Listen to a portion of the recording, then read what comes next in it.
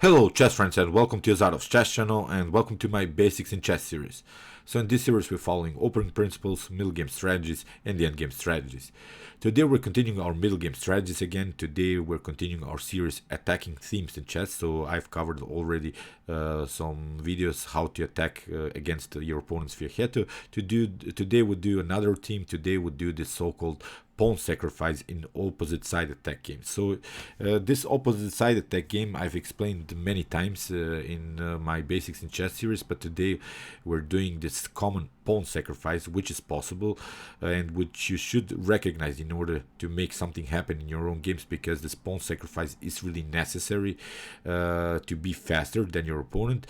And probably you have often play this opposite side attack games. This is now a simplified setup that I've already prepared for you. It means we have now these kings on opposite sides, and the main strategical element in these types of positions is maybe to try some flank attacks with here from white's perspective a4 h5 g5 maybe h6 g6 in order to open somehow the position in front of the king, maybe open the g and h file.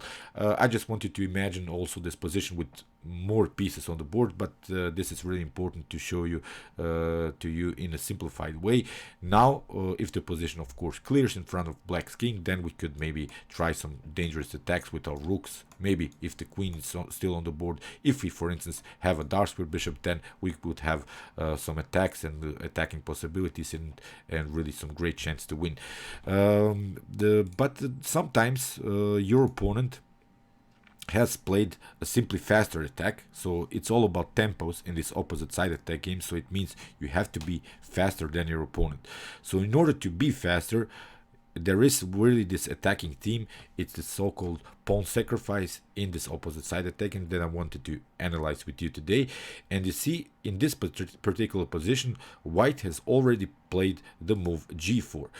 I just want you to imagine, let's for instance imagine that here is a knight and the knight takes out the pawn, which is a pawn sacrifice. Then we have maybe the opportunity to play rook to g1, attack the knight, and then we would have a clear plan how to attack here the black's king. So on the other hand, black should probably try maybe also some pawn sacrifice possibilities with the move b5. And again, if for instance the knight takes out or bishop takes out, then black would have really the opportunity to attack white's king through the b file.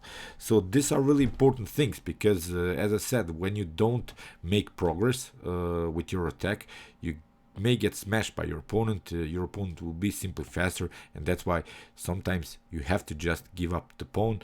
If you don't like to sacrifice pawn, then don't play opposite side attack games, because in some occasions you need to do that in order, as I said, to make something happen in your game.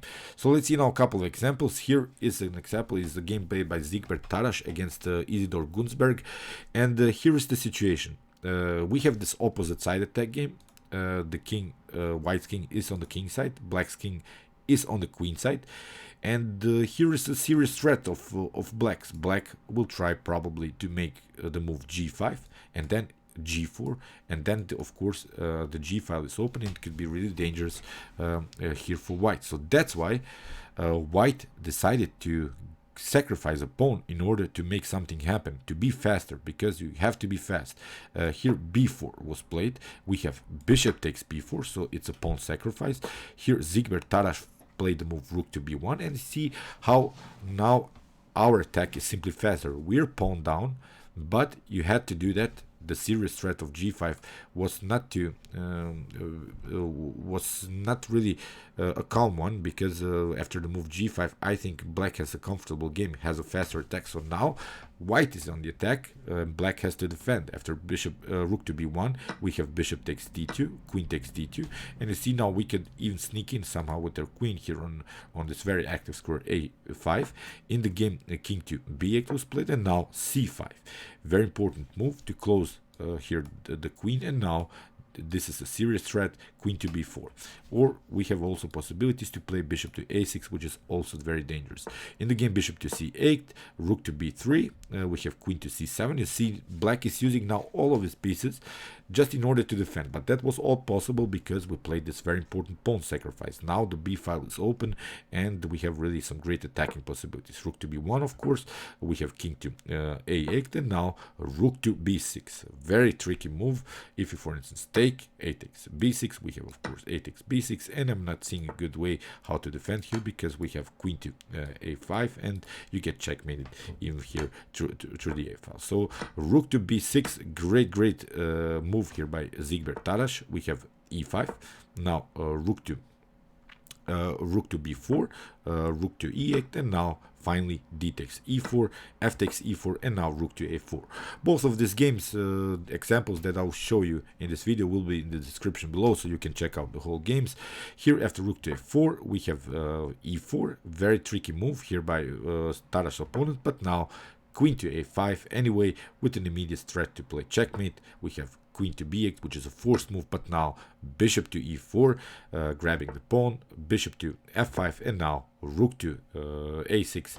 Very cool move by Siegbert Tarrasch, of course. If you take again, bishop takes c6 is the serious threat. If you, for instance, take the bishop, then you get here checkmated on a7. So that's why rook to d1, another problem. We have knight to e1, very tense game now. After rook takes e1, we have queen takes e1, and now bishop takes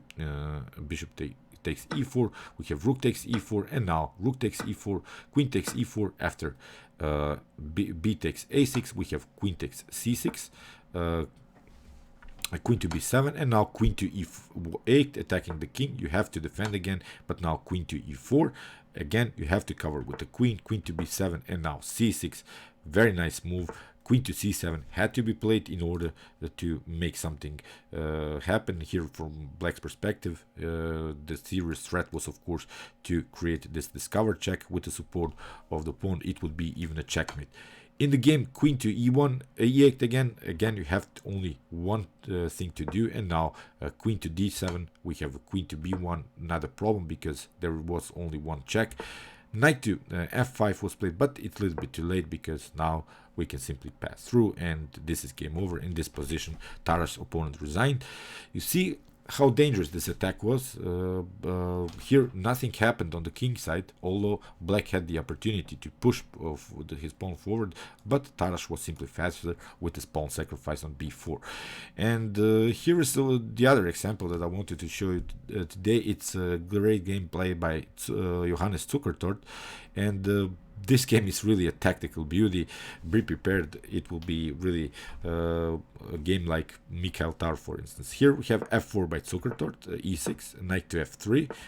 I'm not going to explain you now the whole opening theory of this opening. I just wanted to show you these common ideas how to sacrifice pawns in this opposite side attack. In b3 we have d5, bishop to b2, c5, e3, we have knight to c6, a3, a6, bishop to d3, bishop to d6, queen to e2, and after castling, you see white is also preparing queenside castling here, so it means we will have again this opposite side of that game in which the kings are on opposite sides, so that it means that black should probably coordinate the attack with some potential b5 moves, b4, a5, a4 if the position allows it, trying to open somehow the position in front of white king. On the other hand, white should of course play some h3, g4 ideas in order maybe to kick away this knight. But if let's play, for instance, this move h3 from white's perspective, it's a little bit too slow because now black is already there. Black has already played the attack b5, and it seems now that black is a little bit faster because black has already occupied the fifth rank. For instance, if you try to counterplay with the move g4, still b4 is possible then in order to open the position, or even c4 would be a great idea for black. So that's why Zuckertort played, instead of h3 and preparing moves, he played g4 immediately, which is a more aggressive move, but it really opens now the position. Knight takes g4, rook, queen to g2, attacking the knight. The knight has to retreat again, and now a very important move, h4. Now we want to play h5, h6, opening the position for this very important dark square bishop. In the game, h6, now finally h5, king to h8, and queenside castling. Here Zukertort brings all of these pieces in the attack on the king side. Now we'll have a perfect harmony with the pieces. Knight to e8 was played, rook to g1, attacking this g7 weakness, so that's why rook to g8 had to be played. But now, very cool move, bishop to h7. So let's see what happens if you take this bishop.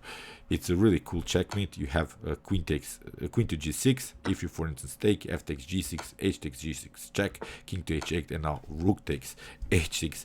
Very nice checkmate here. It would be possible by Zukertort. So that's why after this move, bishop to h7, here Zukertort's opponent didn't go for the bishop. He played the move f6, and now bishop takes g8. We have king takes g8, queen to g6, king to h8, and now very cool move again, knight to g5, splitting the position, trying this fork on f7, so you have to react in the game.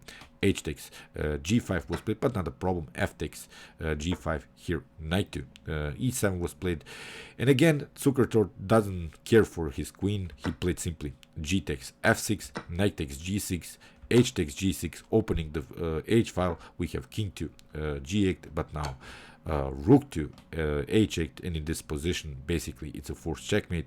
You have to take out the rook. King takes h8, and now very cool move again, f7. What to do here? You can if you try, for instance, to cover the h file with the queen, then you get simply f takes e8 and the new queen and the promotion. It will be again checkmate. So after this move, f7 in this position, here black resigned. The serious threat is here, rook to h1, and it's game over.